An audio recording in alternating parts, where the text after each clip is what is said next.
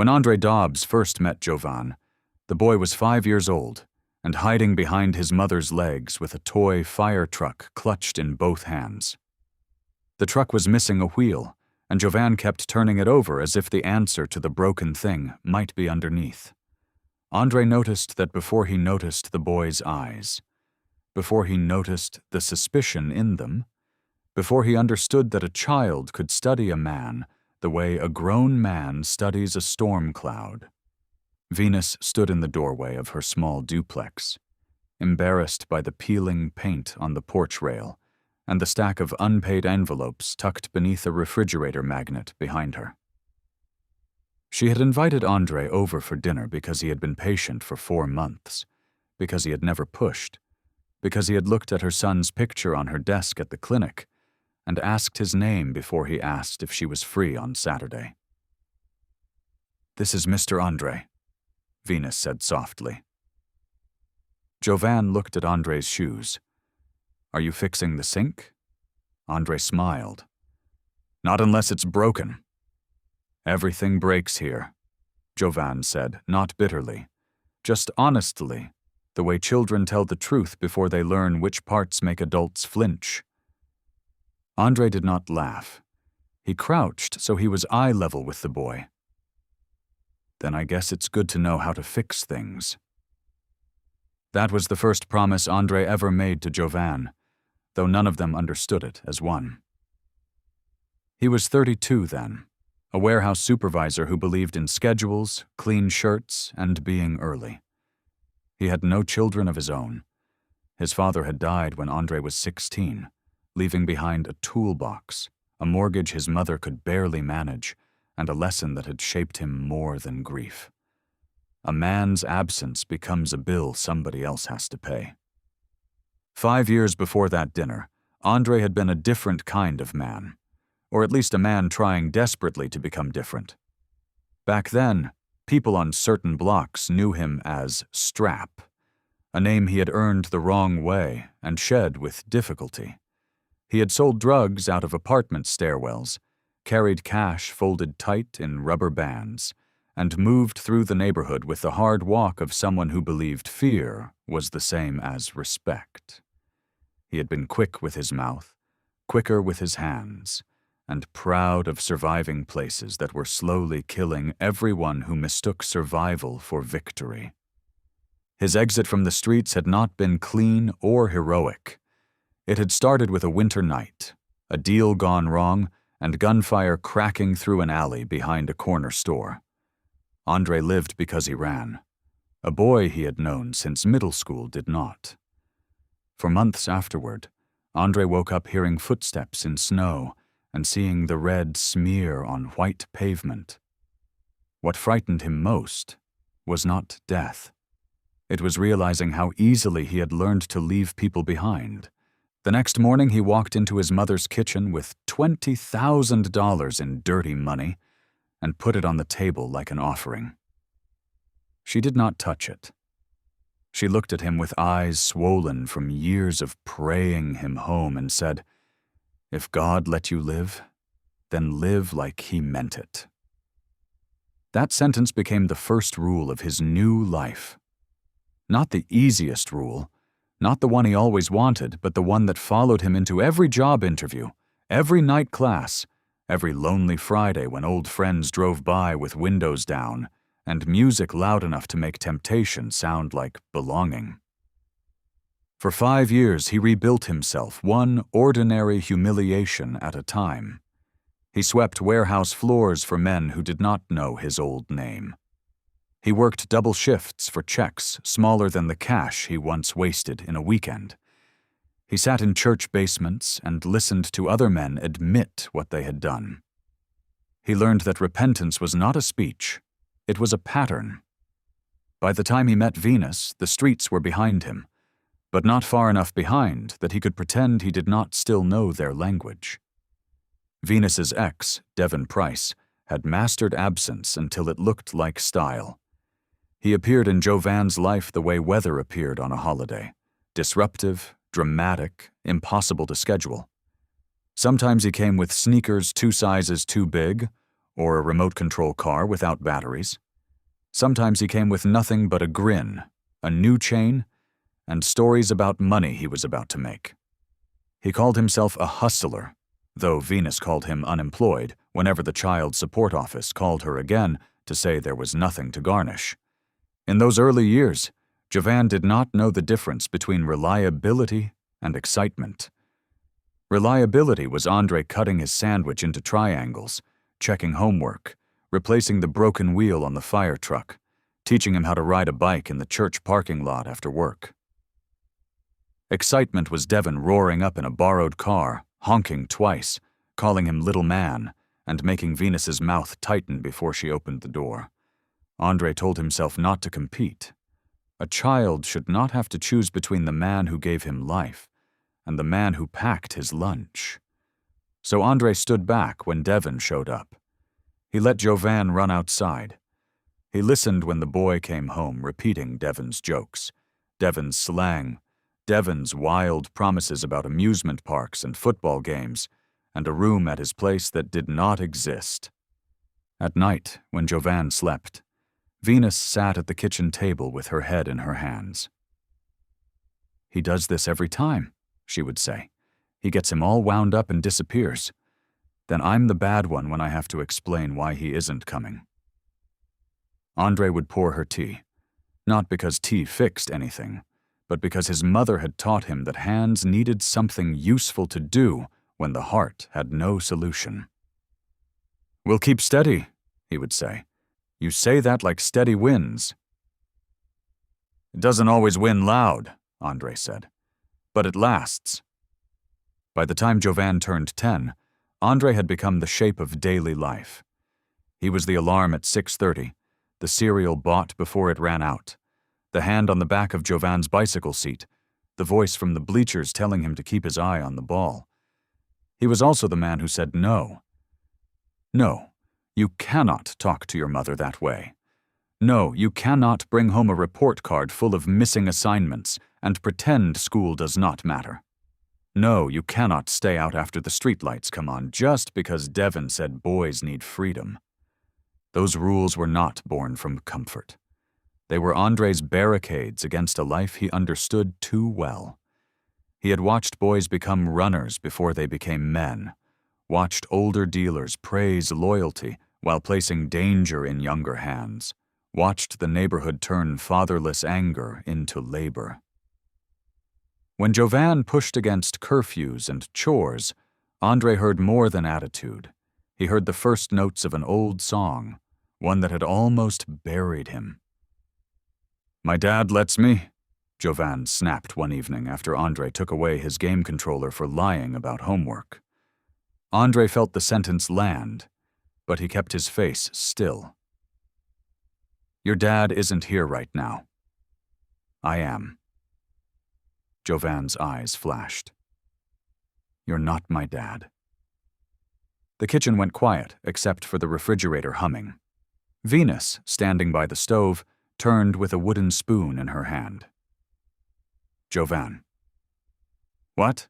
He's not—" Andre nodded once, slowly. "That's true." The truth hurt more than the insult. Andre had never asked Jovan to call him Dad. He had never tried to erase Devon, never corrected the boy when he said, "My dad?" about a man who forgot birthdays and remembered court dates, only when a warrant made them unavoidable. But truth could be used like a tool, or like a knife. That night, Jovan used it like a knife. Later, Venus found Andre in the garage, sorting screws into jars he had already labeled. "You should have said something stronger," she told him. "Like what?" "Like he can't disrespect you in your own house." Andre closed the drawer. "He's 10. He said the thing he knew would hurt." Venus folded her arms. "And you're going to let him?" "No, I'm going to keep showing up tomorrow." That was the argument they had in different forms for years. Venus wanted Andre to be a father when Jovan needed provision, protection, rides, school conferences, medicine, discipline, and the terrifying conversations boys have with men when their bodies begin to outgrow their judgment. But when discipline came with tears, consequences, or Jovan's wounded stare, Venus became a wall between them. "He's had enough disappointment," she would say. "That's why he needs boundaries," Andre would answer. Both of them were right. Both of them were tired. Both of them loved Jovan from opposite fears. Venus feared crushing him. Andre feared the world would do worse if they did not teach him how to stand. There were nights Venus accused him of being too hard, and Andre nearly told her everything in one rush. That he had once been the boy Jovan was trying to become, that nobody had been able to love him out of consequences, that only structure had given his remorse somewhere to go. But he usually swallowed the speech. He feared that if he exposed too much of his past, Venus would look at him differently, and Jovan would use it as proof that rules were hypocrisy instead of rescue. Devon returned hardest when Jovan was 13. He had been gone nearly 8 months, long enough for Jovan to stop asking direct questions and begin carrying indirect anger. Then one Saturday afternoon, Devon appeared outside the middle school gym after Jovan's basketball game, leaning against a silver sedan with tinted windows, wearing sunglasses though the sky was cloudy. "There go my boy!" Devon shouted. Jovan froze. Andre saw the whole war move across the boy's face: surprise, joy, resentment, hunger. Then Jovan ran. Devon hugged him like a man posing for a photograph. He lifted him, spun him once, and set him down laughing. "You tall now. Got my shoulders?" Andre stood beside Venus near the gym doors. Venus's jaw tightened. He knew about the game? "Not from us," Andre said. Devon glanced over Jovan's shoulder and gave Andre a nod that was almost friendly and almost insulting. "Appreciate you holding it down, big man." Andre did not answer. He had learned that Devon spoke in performances. Every sentence had an audience, and every audience was meant to leave Andre looking smaller. Venus stepped forward. "Devon, you don't just show up." "I came to see my son." "You have a phone. You have a court order. You have responsibilities." Devon lifted his hands. "See, this is why I stay away. Always drama." Jovan looked at his mother then, and Andre saw the damage happen. Devon had skipped months of school nights, dental bills, parent meetings, fevers, and discipline. But with one sentence he made Venus look like the obstacle, and himself like the wounded man at the gate.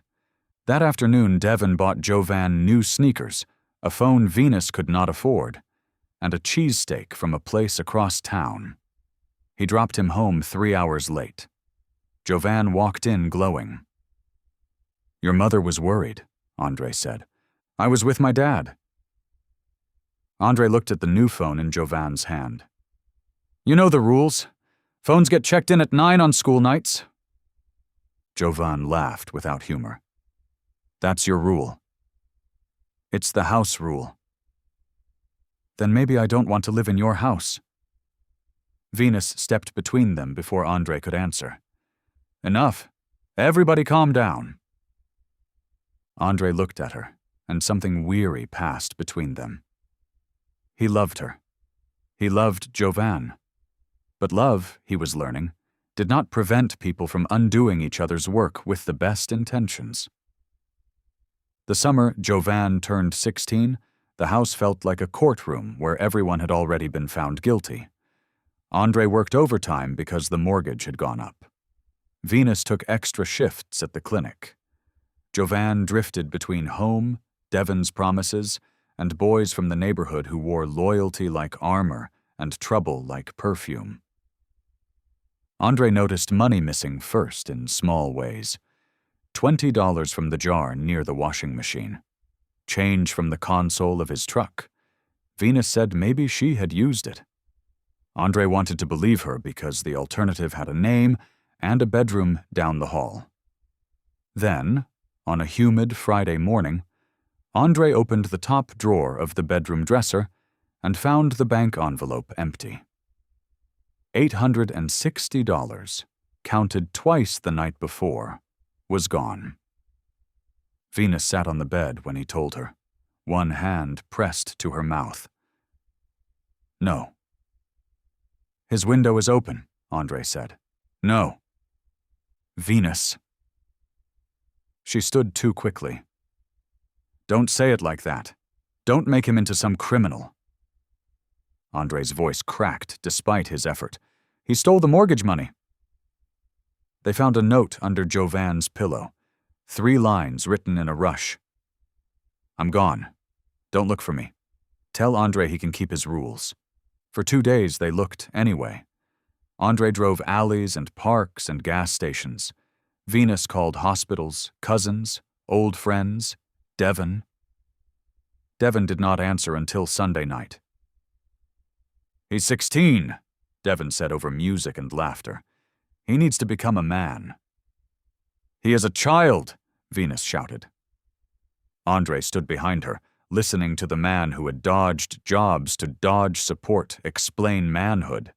He wanted to take the phone and say everything he had swallowed for 11 years.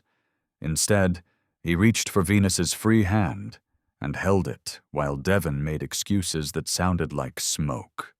Jovan learned quickly that the streets offered belonging first and collected payment later. The boys who welcomed him called themselves brothers. They gave him a couch, then a corner. They taught him handshakes, warnings, where to stand when police rolled past, how to run without looking scared, how to keep his face blank when older men argued in low voices. At first he told himself he was free. No curfew, no lectures, no Andre asking where he had been and why his eyes were red. No mother crying in the hallway where she thought he could not hear. Freedom tasted like fast food eaten on bus benches, like stolen beer, like laughter too loud in abandoned lots. Then the couch disappeared. Then the money ran out. Then the boys who had called him little brother began asking what he could do for them. Jovan discovered that affection without responsibility was not love. It was recruitment. He saw Devon again in the back room of a barber shop that never seemed to cut hair. Devon looked older up close, his smile thinner, his eyes restless. But when he saw Jovan, he opened his arms. There he is, Devon said. My son came home. Jovan wanted that sentence so badly he ignored the room around it. The men counting cash, the plastic bags, the gun tucked into the waistband of a man by the door. Devon gave him a mattress in a spare room and called it a fresh start. By the end of the week, Jovan was delivering packages he was told not to open. When he asked questions, Devon laughed. You wanted to be grown. Andre found out 2 weeks later from a boy named Junie, who used to cut Venus's grass for $10 and a soda. Junie caught Andre outside the gas station after work, eyes moving everywhere but Andre's face. Mr. Dobbs, he said, I ain't trying to be in nothing, but Jovan out here moving for Devon, not just running errands, moving product. For a moment, Andre did not breathe. The gas pumps clicked, cars passed, somebody laughed near the ice machine, and all Andre could hear was the old life clearing its throat inside him. He asked Junie to say it again, not because he needed confirmation, but because part of him hoped the second telling would become less true. Junie shook his head. Devon got him posted on Harrison, same corner you used to... He stopped himself, but it was too late. Andre heard the unfinished sentence and felt shame rise hot beneath his collar. Same corner, same lie, same machinery, only now it had Jovan's face. Andre drove to Devon's barber shop with both hands clamped to the steering wheel. He told himself to call the police. He told himself to call Venus. He told himself to turn around. But every red light showed him Jovan at 5 years old, holding a broken truck, and every green light carried him closer to the man who had handed that child to the streets. Devon was in the back room counting money with the casual laziness of someone who believed consequences were for other people. He looked up when Andre stepped in and smiled like the whole thing was amusing. "Warehouse man," Devon said. "You lost?" Andre closed the door behind him. "You put him on a corner." Devon's smile thinned. "My son came to me. Maybe if your rules worked, he wouldn't need to." Something in Andre tore loose. Not all of him. Not enough to make him forget the man he had fought to become. But enough. He crossed the room, shoved Devon against the wall, and hit him once before Devon could finish laughing. The money scattered across the floor like leaves. Devon swung back, wild and surprised. Andre caught him, drove him into a chair, and for a few seconds the room became everything Andre had escaped. Fists, breath, rage, the ugly satisfaction of making another man feel small. Devon cursed him, called him a hypocrite, called him old street names Andre had buried. Each name landed like dirt thrown onto a grave. Then Andre saw himself in the cracked mirror above the sink. His jaw was clenched, his shirt torn at the collar, his eyes full of a man he had promised his mother he would leave dead. He let Devon go so suddenly that Devon slid down the wall, coughing and furious. "You don't get to use him," Andre said, voice shaking. "You don't get to call it fatherhood because you gave him your last name and a corner to stand on." Devon wiped his mouth with the back of his hand. "Look at you. Same dude you always was." Andre stepped back as if the words had physical weight. He wanted to deny it. Instead, he forced himself to tell the truth. "No. Same dude would have stayed until there was nothing left of you." He walked out before the old man in him could mistake vengeance for protection. In the truck, his hand shook so badly he could not start the engine. He sat there staring through the windshield until his breathing slowed, then called Venus and told her the truth. About Jovan, about Devon, and about what he had done. Venus did not speak for a long time. When she finally did, her voice was broken in 2 places. "You should have called me." "I know. You could have gone back to jail yourself." Andre closed his eyes. "I know that too." That night he waited on the porch until Jovan came down the block. Jovan saw Andre's split knuckle and the dried blood near his sleeve and stopped walking. "What did you do?" Jovan asked. Andre wanted to say he had defended him. He wanted to say Devon deserved worse. Both things felt true, and neither was enough. "I made a mistake," he said, "and your father made a bigger one when he put you in this life." Jovan's face tightened. "You hit him?" "Yes." "So what? Now you're better than him?" Andre took the question because he had earned it. "No, I'm proof a man can be wrong and still choose what he does next. I chose violence today. I'm telling you before the street tells you some prettier version." Jovan looked past him toward the house, where Venus stood behind the curtain. For a second, Andre thought the boy might come inside. Instead, Jovan stepped back, pride and confusion fighting across his face. "Devon said you used to be worse than him," Jovan said. Andre nodded, the answer costing him. "Maybe I was. That's why I know where this road ends." But Jovan wasn't ready to hear a warning from a man whose past had just become ammunition. He turned and walked away, leaving Andre on the porch with a bruised hand, a frightened wife behind him, and the terrible knowledge that love could make a man reckless if he did not keep watch over his own darkness. Minor charges came first: trespassing, possession, resisting when fear made him stupid. Each time, Venus arrived breathless and pale. Andre paid what he could, made calls from the truck, and waited outside precincts instead of walking in. Jovan mistook that distance for judgment. He did not know Andre was terrified that one familiar face, one old nickname in the wrong officer's memory, might drag Jovan closer to the sins Andre had spent years burying. "He didn't even come in," Jovan asked Venus after the second arrest, trying to sound like he did not care. Venus looked toward the parking lot where Andre sat behind the wheel, with both hands folded over his mouth. "He came," she said, "just not where you could see him." That answer stayed with Jovan longer than he wanted it to, though he did not understand it until much later. The night everything changed began with a debt that was not Jovan's and a gun he never meant to fire. Years later, he would repeat that sentence in his head until it lost all comfort. Not my debt, not my plan, not my gun. But his hands had been there, his fear had been there, his choice had been there. It started 3 nights earlier, when Devon called him into the kitchen of the apartment and shut the door. The kitchen smelled of grease, bleach, and old smoke. A stack of unpaid notices sat under a cracked ashtray, but Devon stood over them like they belonged to someone else. He had that look Jovan had learned to fear. Calm on the surface, frantic underneath. "I need you to handle something for me," Devon said.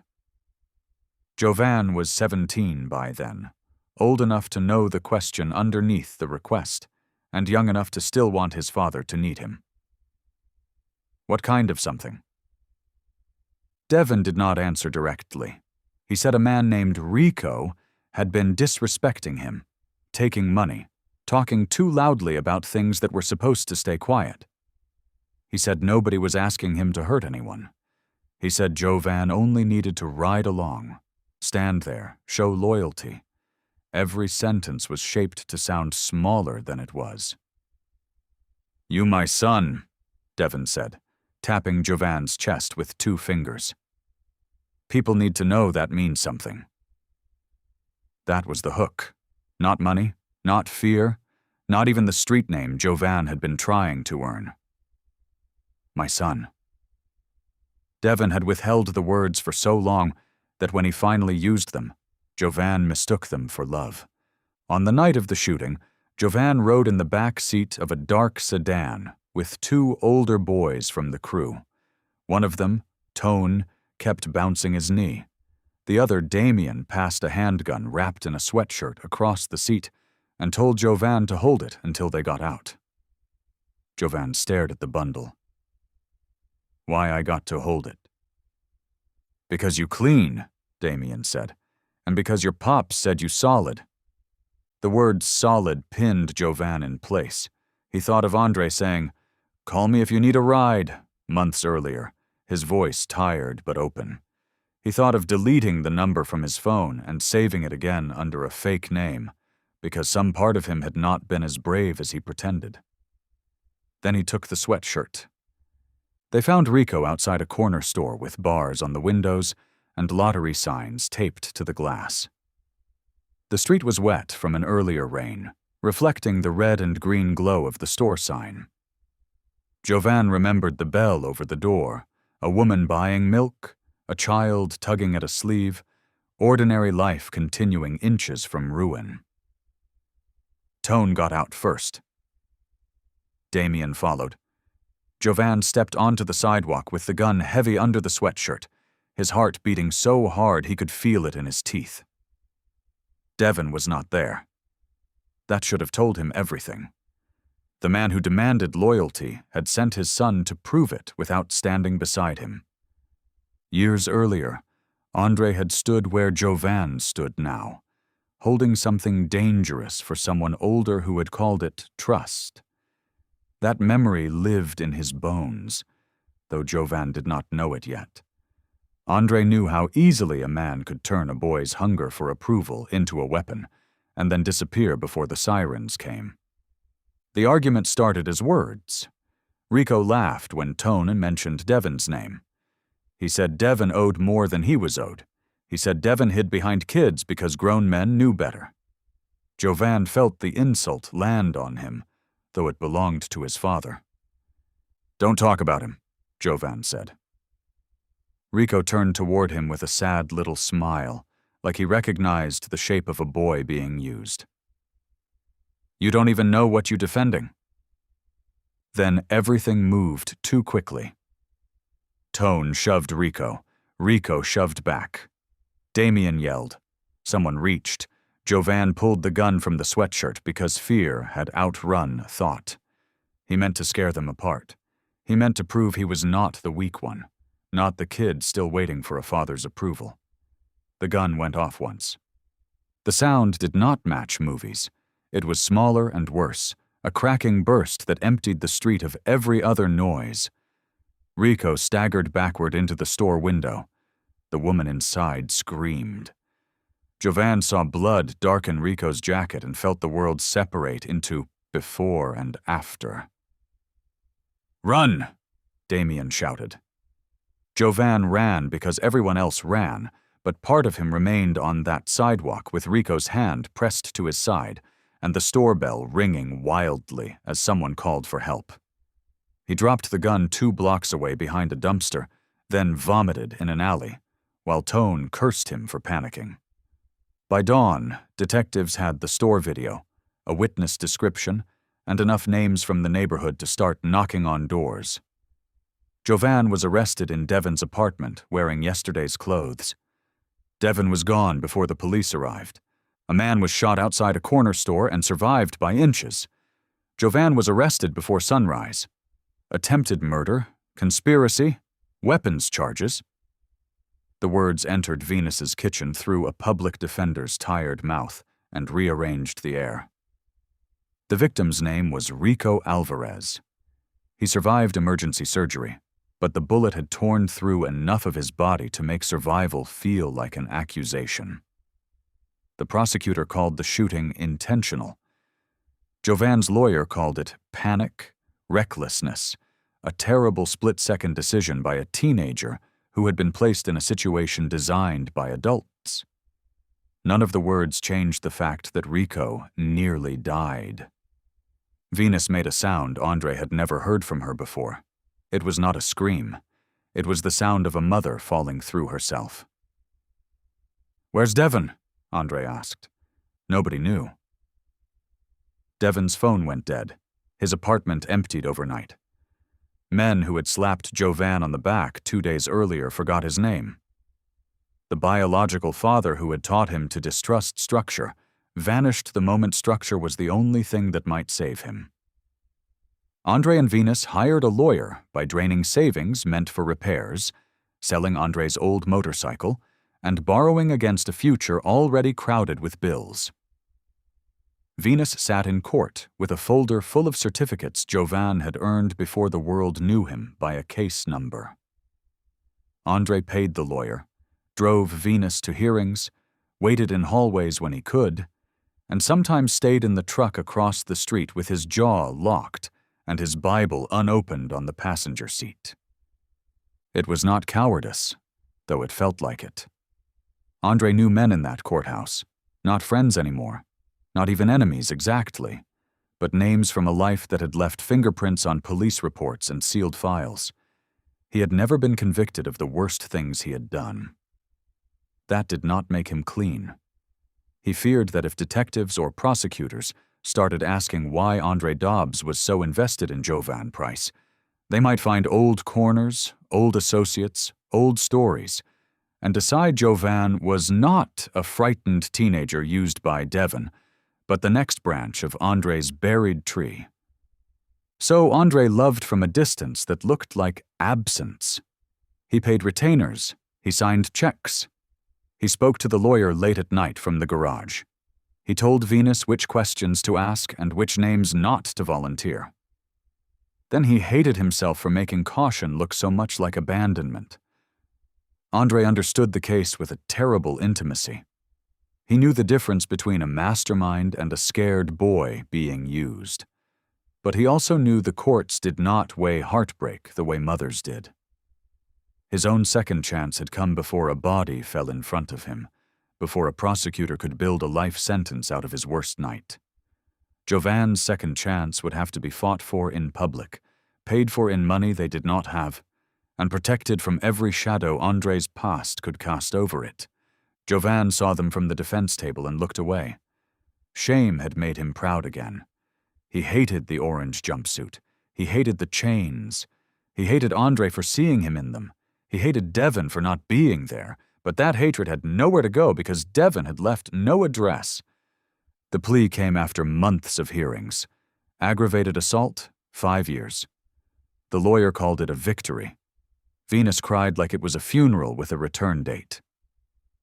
Andre closed his eyes and thanked God quietly, then asked forgiveness for being grateful his boy was only losing 5 years. Before they led Jovan away, he turned toward them. For a second, he was 5 again, holding a broken truck, waiting to see which adult would fix what had come apart. 5 years sounded smaller in a courtroom than it felt behind concrete. In court, 5 years was a sentence spoken in less than 10 seconds. Inside, it became seasons counted by temperature through narrow windows, holidays measured by empty chairs, birthdays marked by phone calls that cost too much and ended too soon. At first, Jovan survived by hardening. He learned which men to avoid, when to keep quiet, how to answer without sounding afraid. He learned that pride was currency, but so was patience. Some days he had too much of the first and none of the second. He got written up twice in his first year, once for fighting and once for refusing an order after a guard called him by his number instead of his name. Venus came whenever she could, carrying photographs, church bulletins, and stories from people Jovan barely remembered. Andre never came through the prison doors. He mailed books without return notes, sent money orders when he could spare them, and drove Venus to visits, waiting in the parking lot with the engine off while other families passed him carrying vending machine snacks and hope. During those visits with his mother, Jovan tried to make Andre pay for not coming. He answered Venus's questions with shrugs. He made jokes too sharp to be funny. He asked about Andre in a careless voice, as if the answer did not matter.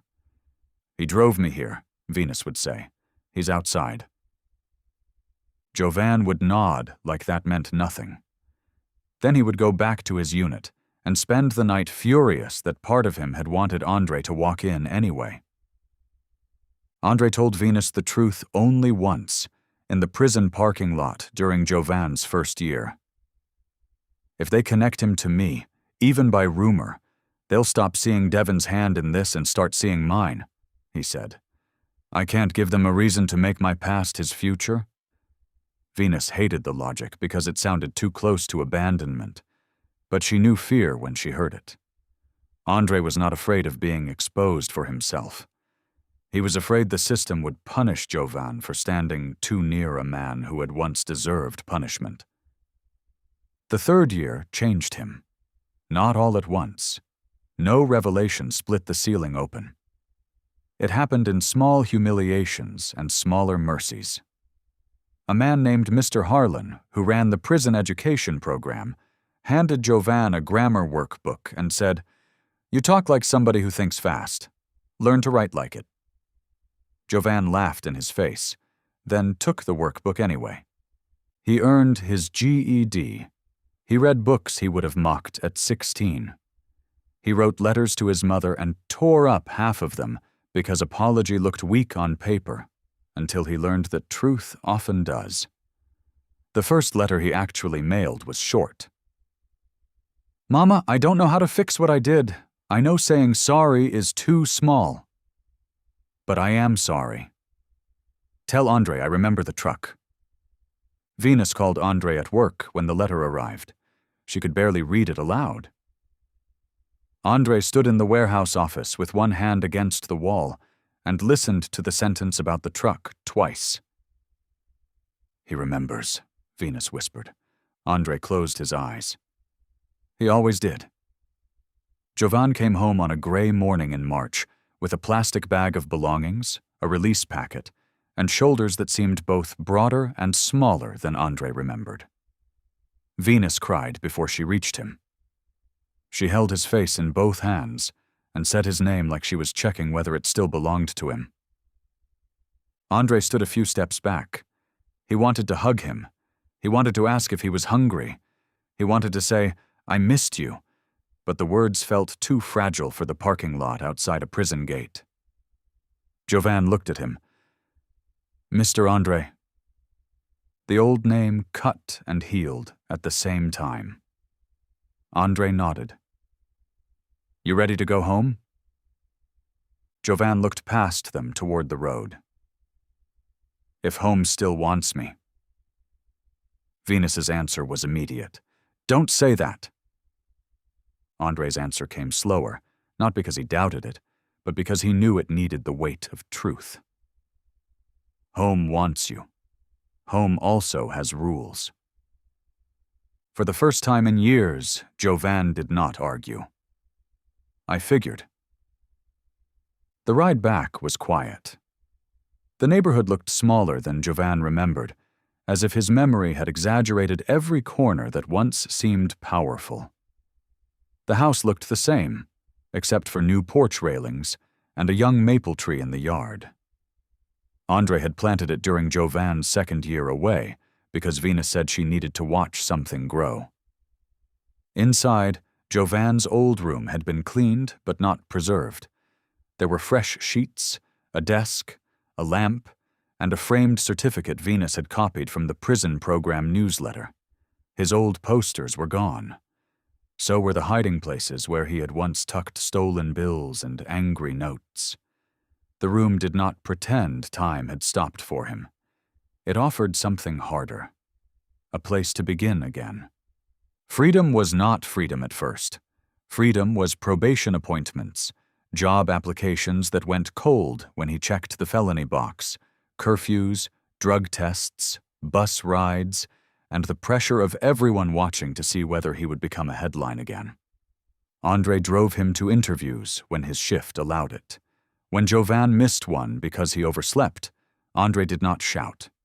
He stood in the doorway and said, "You don't get to waste help." Jovan sat up, ashamed and angry. "I'm trying." "Then try on time." Venus came into the hall, worry already rising. "Andre." Jovan looked at her and saw, maybe for the first time, how quickly she prepared to protect him from discomfort. He also saw how tired she was. Her love had carried him through courtrooms and prison visits, but it had also shielded him from consequences, until consequences arrived wearing handcuffs. "It's okay, Ma," Jovan said. Both adults stared at him. Jovan swallowed.